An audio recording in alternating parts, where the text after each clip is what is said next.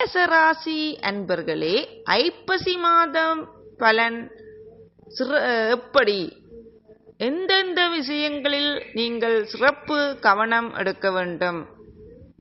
100% இது நடந்தே தீரும். உங்கள் தொழில், குடும்ப வாழ்க்கை, பொருளாதார நிலைமை,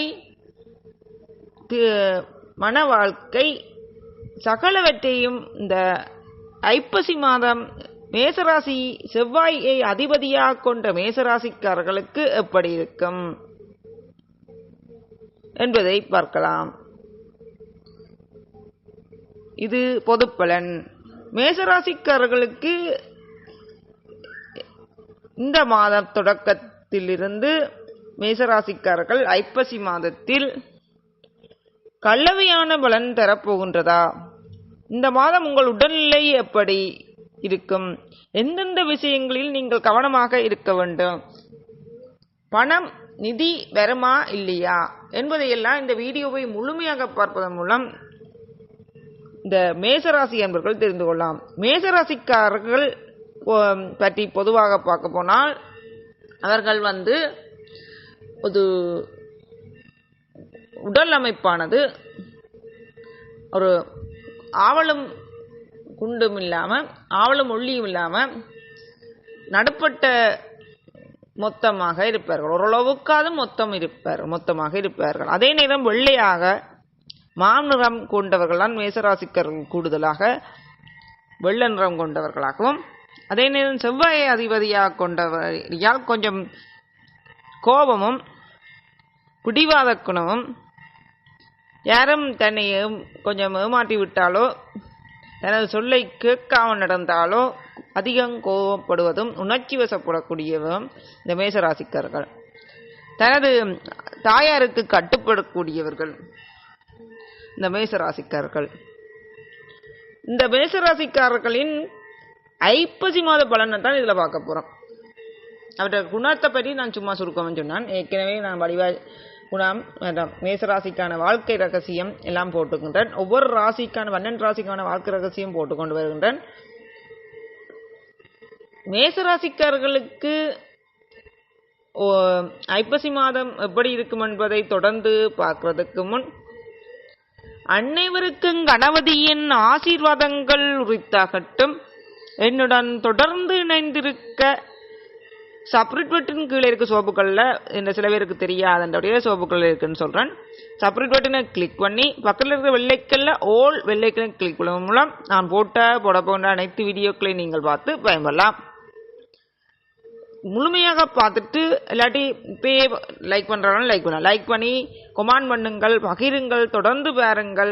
இலவசமாக ஜோதிடம் கேட்கலாம். ஆனால் ஒட்டே ஒரு கேள்வி மட்டும், உங்கள் சம்பந்தமாக ஒட்டு கேள்வி, திருமண தடையா இல்லை ஏதாவது பிரச்சனையாண்டோ ஒட்டு கேள்வியை மட்டும் எழுதி உங்கள் டேட் ஆஃப் பர்த், டைம், நீங்கள் பிறந்த இடம், உங்கள் பேர் எல்லாத்தையும் போட்டு கேட்கலாம்.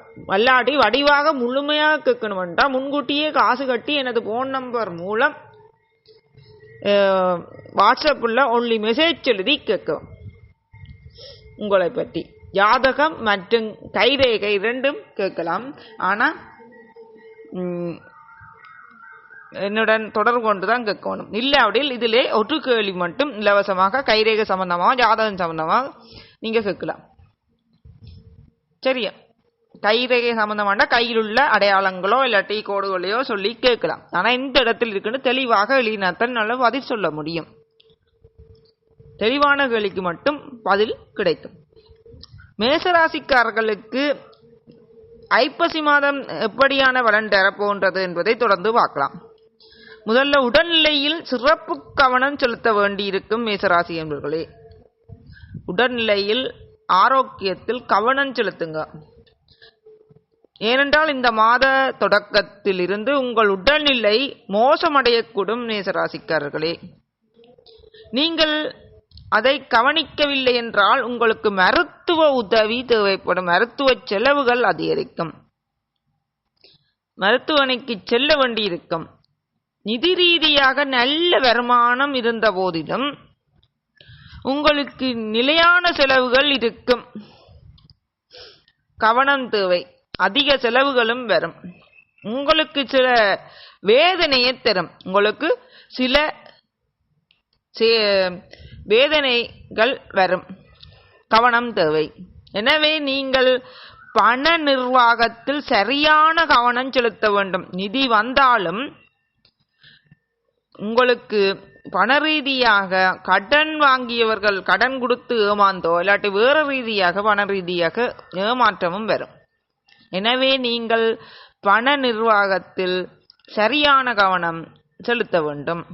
உத்தியோகத்தை பொறுத்தவரையில் தொழிலில் உத்தியோகத்தில் கடினமாக உழைக்க வேண்டும். உங்கள் மேலதிகாரியின் சில விஷயங்களில் உங்களுடன் வாக்குவாதம் செய்யலாம். மேலதிகாரிகள் உங்களுடன் வேலை செய்பவர்கள் உங்களுடன் வாக்குவாதம் செய்யலாம்.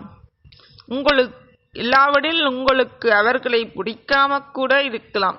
மன ரீதியாக நீங்கள் வருத்தப்படுவீர்கள். கவலைப்பட்டு கொண்டு ஏற்கனவே இருக்கின்றீர்கள். உங்களுக்கு தொழிலில் மாற்றம் ஏற்பட்டிருக்கலாம். அதனால சில பிரச்சனைகள் ஏற்படும். ஆனால் அவர்கள் உங்கள் வேலையை பாராட்டுவார்கள். இது உங்களுக்கு வேலை நல்ல பலனை தரும். எதிரிகளிடம் எச்சரிக்கையாக இருக்க வேண்டும். வியாபாரம் செய்பவர்களுக்கு இந்த மாதம் சிறப்பாக இருக்கும். ஏன் எதிரிகளிடம் எச்சரிக்கையாக இருக்கணும்? உங்களோட நல்ல மாதிரி கதைப்பார்கள். ஆனா உங்களுக்கே தெரியாது யார் எதிரி என்று. ஓகே, வியாபாரம் செய்பவர்களுக்கு இந்த மாதம் சிறப்பாக இருக்கும். உங்கள் எதிர்பார்ப்புகள் நிறைவேறி வெற்றி பாதையின் முன்னேறி உங்கள் வியாபாரத்தில் முன்னேற்றம் ஏற்படும். வியாபாரிகளுக்கு இந்த மாதம் ஐப்பசி மாதம் சிறப்பாக இருக்கும். மாணவர்கள் கல்வியில கடினமான சவால்கள் எதிர்கொள்ள வேண்டியிருக்கும். கடின முயற்சி எடுத்தால் ஒழிய நீங்கள் கல்வியில் முன்னேற முடியாமல் தடையேற்படும் பிரச்சனைகளை சந்திக்க வேண்டியிருக்கும். மேசராசி என்பவர்களே, கடின முயற்சி கல்வியில் எடுத்தால்தான் நீங்கள் வாழ்க்கையில் முன்னேற முடியும். ஆகவே கல்வியில் கவனம் தேவை. ஐப்பசி மாதத்தில் நீங்கள் சோதிக்கப்படுகிறீர்கள். ஆனால் உங்கள் கடின உழைப்பு உங்களுக்கு வெற்றியை தரும். குடும்ப வாழ்க்கையில் எப்படி என்று பார்க்கலாம். மன வாழ்க்கையானது ஏற்றத்தாழ்வுகள் இருந்தாலும் மகிழ்ச்சியான தருணங்கள் வந்து சேரும். குடும்பத்தில் ஏற்றத்தாழ்வுகள் இருந்தாலும் பிரச்சனை சண்டை சச்சரவுகள் வந்து போனாலும் சந்தோஷம் சண்டை சச்சரவு மாறி மாறி வந்து போனாலும் குடும்ப வாழ்க்கையில் ஏற்றத்தாழ்வுகள் இருந்தாலும் மகிழ்ச்சியான தருணங்கள் வந்து சேரும். காதல் உறவுகளில் ஏற்ற இறக்கங்கள் இருக்கும். ஆனால் மாதத்தின் பிற்பகுதியில் பிரச்சனைகள் குறையும். கணவன் மனைவிக்கு ஏற்படும் பிரச்சனைகள் மாத பிற்பகுதியில் குறையும். காதல் திருமணம் நடக்க வாய்ப்புண்டு. தாம்பத்திய உறவுகளில் காதல் மற்றும் ரொமான்டிக்ஸியம் ஆகியவற்றின் சேர்க்கை இருக்கும். மாதத்தின் முதல் பாதி சாதகமாக மாதத்தின் முற்பகுதி சாதகமாக ஓரளவு இருக்கும். மாதத்தின் பிற்பகுதி சில சிக்கல்கள் ஏற்படக்கூடும். வெளியூர் பயணம் மேற்கொள்ள விரும்பினால் ஐப்பசி மாதம் வெற்றி கிடைக்கும். ஆகவே ஐப்பசி மாதம் ஏற்ற தாழ்வு, அதாவது சந்தோஷமும் துர்க்கமும் கவலைகளும் மாறி மாறி வந்து போகும். இதற்கான பரிகாரம் மேசராசி என்பவர்களே, உங்களுக்கு அதிபதி செவ்வாய் பகவான். இதற்கான பரிகாரம் செவ்வாய்க்கிழமை அன்று குரங்குகளுக்கு வெல்லம் லட்டு கொடுக்க வேண்டும். செவ்வாய் பகவானின் கடவுள் முருகப்பெருமான். வள்ளிதெய்வானையுடன் கூடிய முருகப்பெருமானை தினமும் வணங்கி வருவது நன்று. செவ்வாய்க்கிழமையில் வணங்கவும். அருணகிரிநாதர் எழுதிய திருப்புகழை பாடி வரவும். கல்யாண தடை ஏற்படுபவர்களுக்கு கல்யாணம் கைகூடி வரும். 48 நாள் தொடர்ந்து அந்த திருப்புகழை பாடுவதன் மூலம் உங்களுக்கு அறிந்து கொள்ள விரும்பும் என்றால் கொமாண்ட் மூலம் எழுதி கேட்கவும். என்ன திருப்புகழ் என்று நான் அதோட முதல் வரியை மட்டும் உங்களுக்கு எழுதி விடுவேன். நீங்கள் அதை கூகுளில் அடித்து பார்த்து எடுக்கலாம். அடுத்தது அம்மனுக்கு குங்குமர்ச்சனை செய்யலாம் மற்றும் கௌரி விரதம் பிடிப்பதன் மூலமும் திருமணத்தடை நீங்கும். ஆனால் உங்களுக்கு பெரும் சாதகத்தில் தோஷங்கள் இருந்தால், அதாவது செவ்வாய் சனி சேர்க்கை, செவ்வாய் ராகு சேர்க்கை போன்றன இருந்தால் பெரும் தடைகளை ஏற்படுத்தும். அதுவும் கூடுதலாக மேசராசி என்பவர்களுக்கு பிந்திய திருமணம் தான் நடைபெறும்.